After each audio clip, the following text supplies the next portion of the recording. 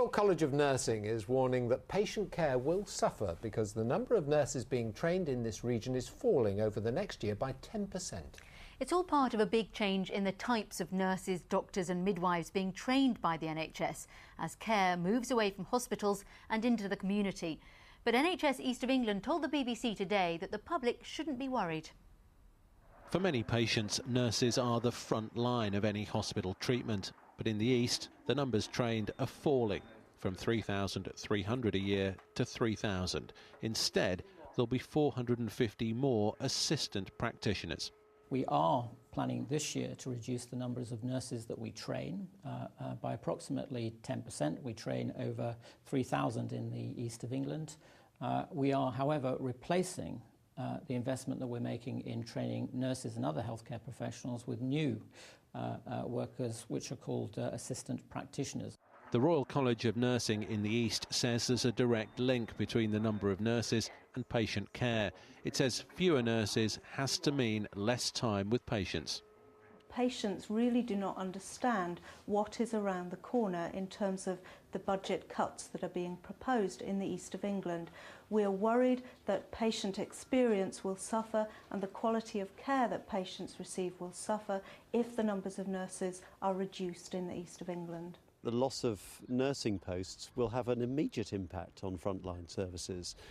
And so what I think is the reality is that if we're not careful, we will see a slash and burning of essential services in the health service. Health managers say this won't happen. Patients will not suffer.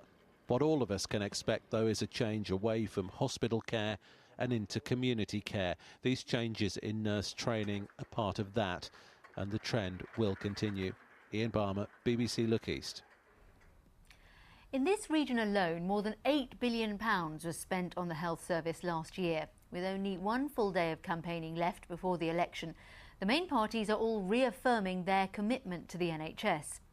Labour has pledged the right to cancer test results within 1 week of referral and free health checks for everyone aged between 40 and 74.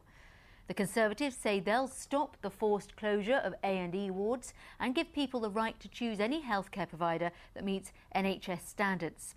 The Liberal Democrats say they will scrap central targets and give people the power to stop local hospital closures. In tonight's Big Question, Kim Riley takes the temperature of the NHS. At election time, the issue of health has a habit of exploding onto the news agenda.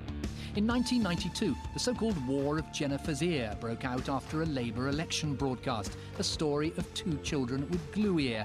One gets an operation immediately because her parents can afford to go private. The other must wait a year for treatment under the NHS. Nurses and staff are doing their best and you're just not giving them the money. Tony Blair was confronted over NHS underfunding at the launch of the 2001 campaign by the partner of a cancer patient. And 2 years later, Yvonne Watts from Bedford was in the news after being told she'd face a year's wait for a hip operation. Coming downstairs is extremely difficult as it's going up. She paid almost £4,000 to have the operation in France, the High Court ruling that UK patients were entitled to be reimbursed if they faced undue delays at home. Like Mrs. Watts, Suffolk novelist Sarah Bauer suffered from osteoarthritis. She can testify how things have changed. She had 2 full hip replacement operations at the West Suffolk Hospital in 2008. Absolutely fantastic. I can't praise the West Suffolk Hospital and its staff too highly. From my first going to my GP to getting my first hip operation done, I think was about 2 months. The nursing staff were fantastic, the physios were fantastic. They had me up, out of bed and home within 3 days.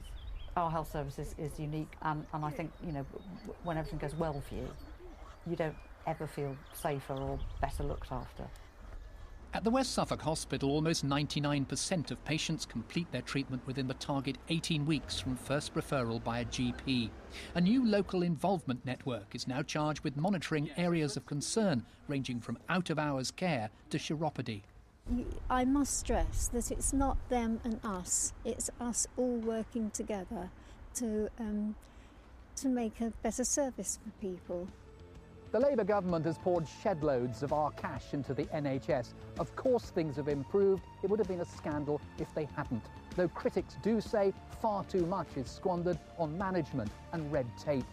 The NHS has a very special place in the public's hearts. All parties know they tamper with it at their peril. Kim Riley, BBC Look East at the West Suffolk Hospital.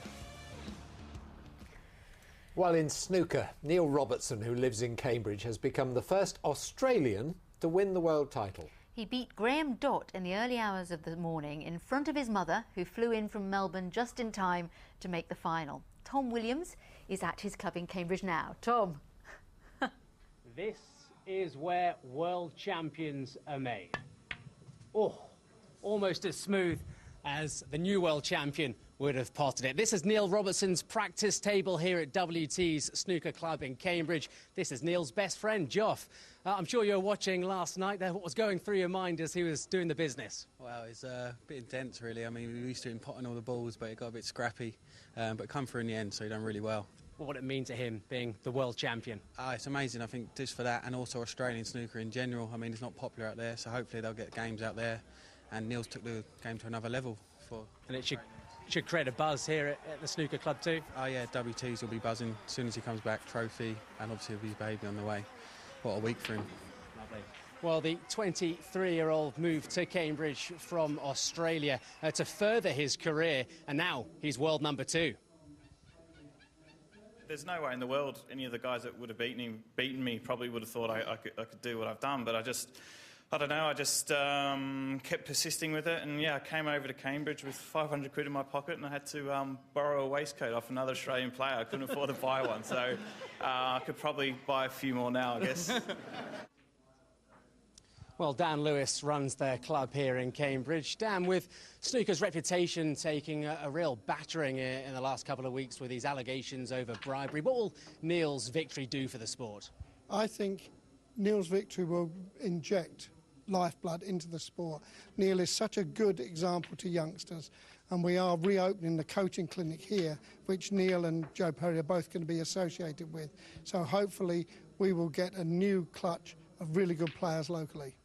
OK, Dan, well, enjoy Neil's success. Neil couldn't be here this evening. He's been in Sheffield all day, but he's flying back to Norway tomorrow, where, as Joff mentioned, his girlfriend's expecting their first baby. And with £250,000 in his pocket, it should be a fabulous few weeks in the Robertson household. Right, better get back to practice. Whoa! Close. Now it's May, but it feels like February, doesn't it? It does. It's cold enough. It's been bitterly cold, hasn't it? Mind you, the Mitchells have been down in the woods today. They've been visiting the Bluebell, not those Mitchells, the other Mitchells, the ones who've been in the Bluebell woods in Sudbury, and they took along their dog Tally with them to get out of the wind, really. And that's the trick with the weather at the moment. If you get out of the breeze, then it's not too bad, although we have at the moment